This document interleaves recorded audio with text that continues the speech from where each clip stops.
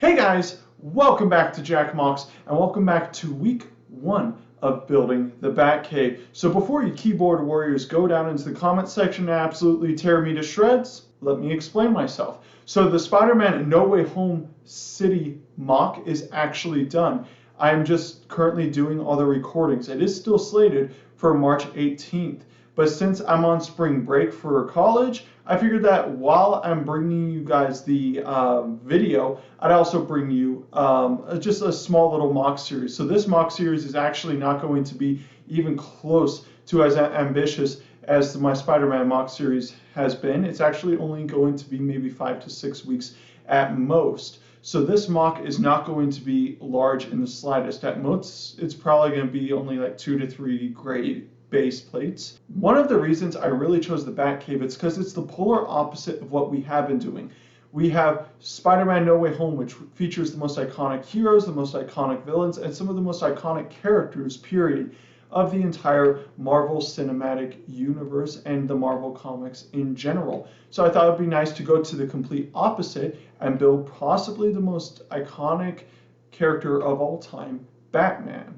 So this isn't going to be a large Batcave in the slightest. It's not going to even be as close to as ambitious as my Spider-Man mock will be, but I still want to make something spectacular and something nice. So I'm going to use a good 3 grade base plates, just something nice and something modest.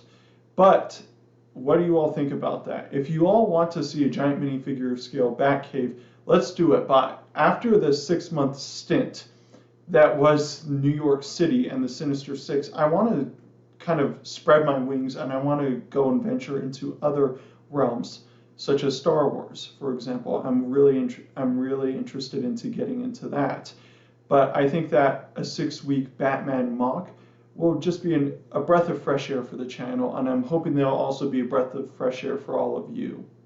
So what you're going to notice from a lot of the pictures that I'm going to show you is that the Batcave is definitely a basement. It's not an actual cave, which is a nice departure from the typical, hole in the mountain type of feel that other Batcaves have gone for traditionally, Batman the Animated Series or the Christopher Nolan Batman trilogy. But this, as you can see, there are a bunch of tan pieces, not only in the pictures, but also in the set itself.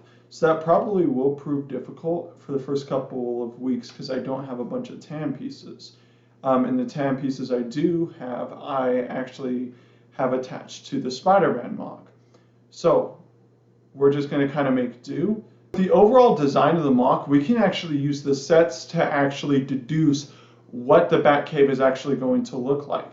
As you can see, I got the newest Batcave set, and this is probably the most unique Batcave that we have ever gotten from Lego, which is nice. It's refreshing to get something new once in a while, especially reinvigorating the superhero genre, because Batcaves typically have just been the Batcave. This seems more of like a basement Batcave, which is kind of nice in a way.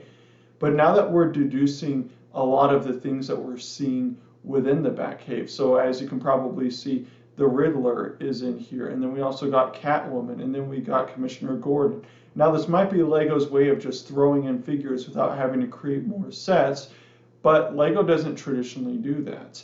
And so what we can kind of gather is that some skirmish of some type happens in the Batcave, and what really hammers it home is the jail cell for the Riddler in there, and you can actually see it in the trailer as well. So there's some breakout scene from the Batcave. And the Batcave is something that I've always wanted to do. I remember when I was about 11 or 12 years old, I saw in the Lego Club magazine, which I had subscribed to, that someone had built their own replica of the Batcave, and it was just amazing. And it's something that I personally have always wanted to build, and now I'm going to get to do it. So this is based off of the Batman, if you haven't already gathered. While I was tempted to go with the Nolan Christian Bale Batcave, since I obviously have the sets for it, I figured it would be much better to kind of go with the Batman Batcave, because it'll be a nice way for me to throw my hat in, because plenty of people have tackled the Batcave. One of the things I really want to capture with this mock especially is the scale. So while this Batcave is pretty large, I want to make sure to make it look nice and clean. as well as making it detailed and loyal to the original design. So in conclusion, I am very excited about this mock. I think it's going to be a nice departure. Like I said, it's only going to be about 6 weeks. This is more of a mini mock series. After the 30-something weeks that I have spent on New York City, it's just probably nice to do something smaller. So a quick little rundown before we conclude. Now that the Spider-Man mock series is practically over, I really want to spread my wings, as I have stated before, and just go and do something new. The Batcave is something, but it's still in the realm of superheroes. So I'm going to release 4 mocks this year, one of them being the Batcave. I'm going to be releasing the other 3 as we go on, and I'm not going to tell you what I'm planning, but they're going to be much smaller too. At most, they're going to be 10 weeks. One might be a little bit longer, one might not be. But I do have big plans for the channel. So stick around, because as soon as those 6 weeks are over, we're going to start right from the start, and we're just going to do something amazing. So be sure to like and subscribe.